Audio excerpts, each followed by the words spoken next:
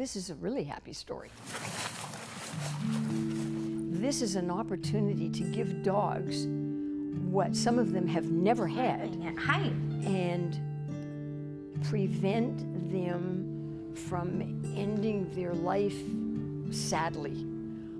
We may only have a dog for a very short period of time, but we're able to love that dog and give that dog meaning to its life.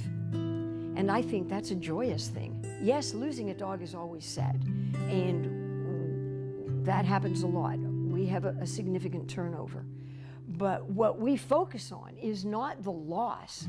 What we focus on is what we were able to give that dog for whatever time we were able to have it with us. And that brings joy. Senior dogs deserve to be able to live out their lives in safety and comfort. When a dog comes into Dog Lodge, they're a life member. They're never going to leave Dog Lodge. Even if they become a foster animal or adoption, they're still always going to be a member of the Dog Lodge family. I don't even know how to put it into words with what goes on out here. I am in awe every single day. My effort was to design a facility that was as close to what I call a real-life environment as we could give these dogs without actually having all of them in the house with us. They get to just be happy, live. Watching them live the best life they possibly can, it's just an amazing feeling. It's not easy. It doesn't ever get easy, but you have to remember that we're here to make sure that those last parts of their life, however long it might be, is the best that we can offer. We're on a 60-acre property here in Hempstead. The property was originally nothing but cow pasture. So when we bought it in 2015, we set about getting it ready for Dog Lodge. And we designed a facility here. It's actually a total of 6,400 square feet of space that we have for the facility. The dogs commingle. They do not live in cages and kennels. You can see behind me that I'm sitting in the living room part of the facility. Dog Lodge's mission is being carried out. These dogs are living in a home-like atmosphere. Surrounded around the perimeter of the building are the dog rooms. The dogs sleep in their own room and they eat in their rooms, but the rest of the time they live together like they would if they were living in the house with me.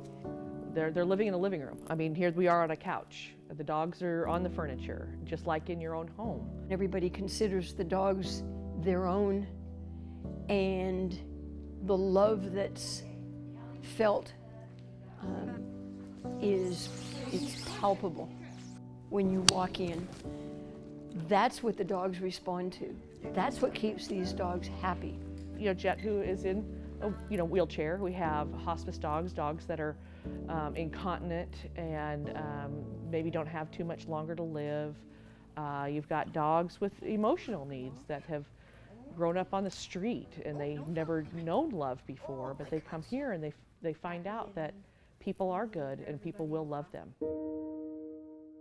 Probably the biggest thing that anybody out there could do to help is with funding. It is an enormous expense to take care of these dogs, and we are completely committed to these dogs. We will not take a dog in unless we can financially take care of it. If I don't have the money to give a dog what it needs to provide quality of life, I have no business taking that dog in. If I'm full, I'm full. What tears me up the most is the number of times I have to say no. I can't help you with your dog. It's definitely a numbers game. There are many wonderful grants out there, but they really want to see the amount of numbers of animals that we're helping to save. So one of the things we're doing is implementing our foster program and our adoption program so we can reach more animals and we can help more animals. People want to see that their money is helping lots of different animals. So that's really kind of been one of the challenges, and how we're going to rise above that challenge is by expanding our program. There's not a senior in the world that doesn't deserve the kind of care that they can get here. every dog deserves a chance to live out its life in safety and in good health.